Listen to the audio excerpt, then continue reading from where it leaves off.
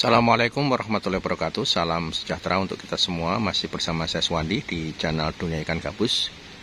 Masih menjawab pertanyaan-pertanyaan seputar budidaya ikan gabus yang sudah chat di 0816658779. Bagi yang mau lanjut tanya-tanya silahkan bisa chat di nomor 0816658779 ya. Pertanyaan pertama dari Bapak Jiman yang ada di Bekasi yang berkaitan dengan masalah tanaman air yang ada di kolam. Jadi Pak Jiman menanyakan tentang tanaman air ya. Sudah menggunakan eceng gondok tetapi sudah 3 bulan tapi kok belum mau bertelur. Seberapa banyak takaran tanaman pada kolam pemijahan? Ini saya jawab. Kalau di sini tanah untuk pemijahan kita menggunakan tanaman air ya berupa apu-apu ya.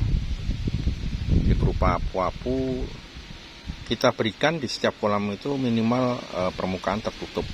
Ya nanti pada saat ikan gabus itu mau mijah, biasanya dia akan membuat menggeser-geser tanaman itu sendiri. Jadi nanti dia akan membuat sedikit ruang, atau bahkan mungkin dia akan sedikit merusak tanaman air. Kadang ada tanaman air yang rusak, hancur-hancur gitu.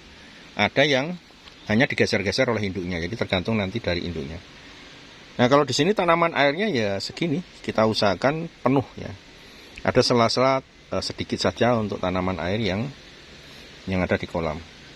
Kalau menggunakan tanaman eceng gondok, cari tanaman eceng gondok yang agak pendek. Jadi nggak usah tanaman eceng gondok yang tinggi-tinggi, yang pendek-pendek agak ada gondok-gondoknya gitu ya. Itu bisa diberikan ke kolam. Nah, dan usahakan jaring yang menutup ini ya, jaringnya tutup ini rapat, ditarik ya.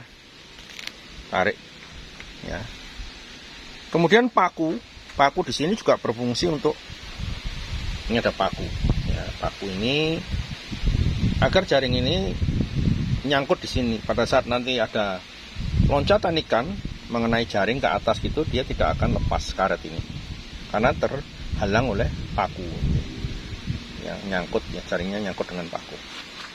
Ya usahakan di kolam ini diberikan 4 ya. 4 ya, tanaman jaringnya ya, tanamannya segini ya, agak penuh ya, tanaman airnya. Oke ya Pak ya, jadi silahkan nanti dicoba untuk agar segera nanti induknya cepat mijah. Kemudian makanan jangan sampai lupa beri makanan katak sawah ya, untuk makanan favorit ikan gabus. Kemudian ada yang menanyakan lagi masalah induk setelah dia bertelur. Jadi setelah posisi induk itu bertelur, setelah induk bertelur kemudian masa istirahat ya. Masa istirahat induk itu posisi kolam seperti ini. Jadi kolam itu nggak ada tanaman airnya sama sekali. Setelah induk bertelur kemudian tanamannya diambil semuanya beserta telurnya. Biarkan induk itu sepasang berada di kolam istirahat. Ya, jangan dikuras dulu kolamnya. Biarkan mereka berdua di sini. Kemudian sering diberi makan kodok katak sawah ya, diberi makan katak sawah secukup-cukupnya, jangan sampai induknya lapar ya. Jadi kalau kurang tambah lagi, nanti kalau 1 bulan kemudian sudah proses mijah, itu induknya sudah siap telur, badannya tambah besar, kantong telurnya tambah besar, sehingga nanti produksi telurnya akan meningkat ya. Ini bagi yang menanyakan tentang persiapan kolam ya sesudah induk itu bertelur ya, seperti ini kondisinya ya. Jadi tidak ada tanaman air sama sekali ya, kosong ya. Kemudian tanaman air apa itu kecil-kecil ya, nggak apa-apa ya. Nah, ya.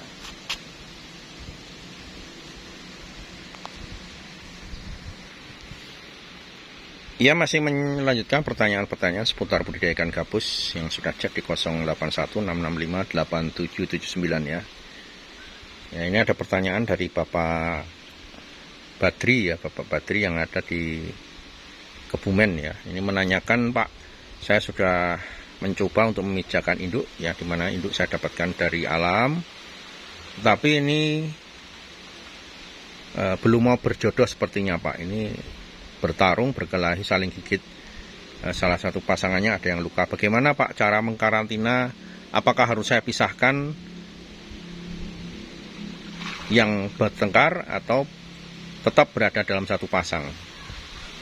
Ya, dan media apa kalau misalkan mau dikarantina? Ya, oke Pak ya. Jadi di sini kita lihat kalau di sini kalau induknya belum berjodoh, ya saran saya kan tahapan-tahapan awalnya saat Bapak mulai memijahkan, mau menjodohkan induk dari alam itu tidak serta-merta kan langsung dijodohkan gitu aja.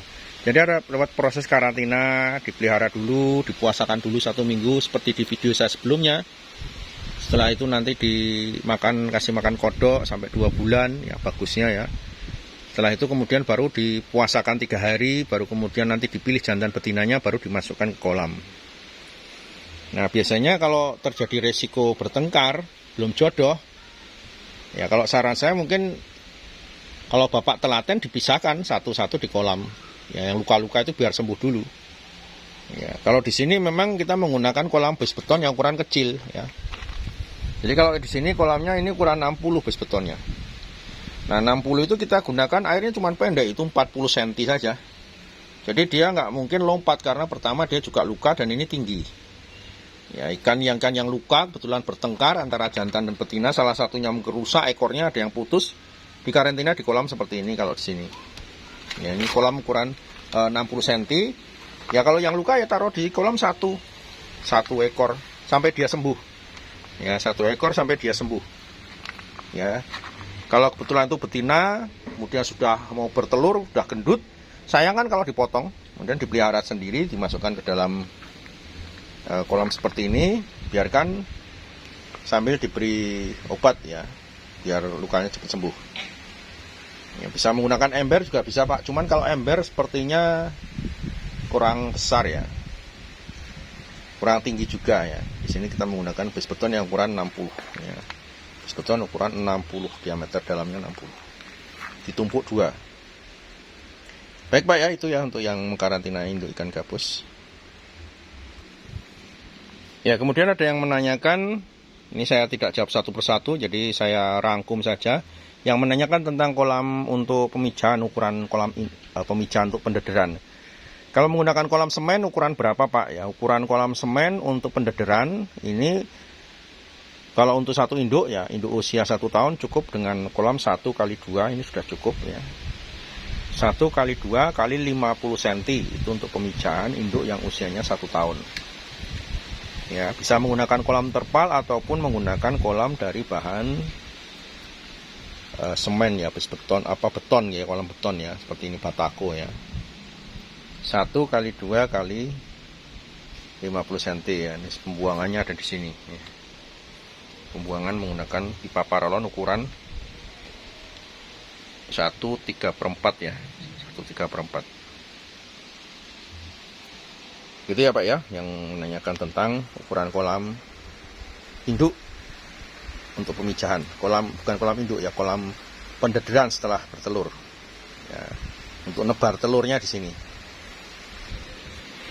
Lanjut pertanyaan berikutnya, ada yang menanyakan tentang packing pengiriman bibit menggunakan apa Pak ya. Jadi sering juga saya unggah di YouTube ataupun di status saya ya, pengiriman bibit menggunakan jeligen ya. Nah, ini kalau pengiriman bibit, Bapak pesan bibit di sini, packingnya menggunakan jeligen ya. Jeligen ukurannya 30 liter ya, ukurannya jeligen ini satu-satu 30 liter ya, 30 liter satu jeligen ini. Untuk bibit ukuran 67 isinya cuma 500 ekor. Ya, jadi untuk bibit jeligen ukuran 30 liter ini, bibit ukuran 67 hanya diisi 500 ekor. Ya, jadi kalau misalkan 1000 ekor itu dibagi menjadi 2 jeligen. Ya. Ini untuk packingnya. Jadi yang menanyakan tentang mau pesan bibit Pak, packingnya pakai apa lah, ini contoh packingnya. Ya, menggunakan jeligen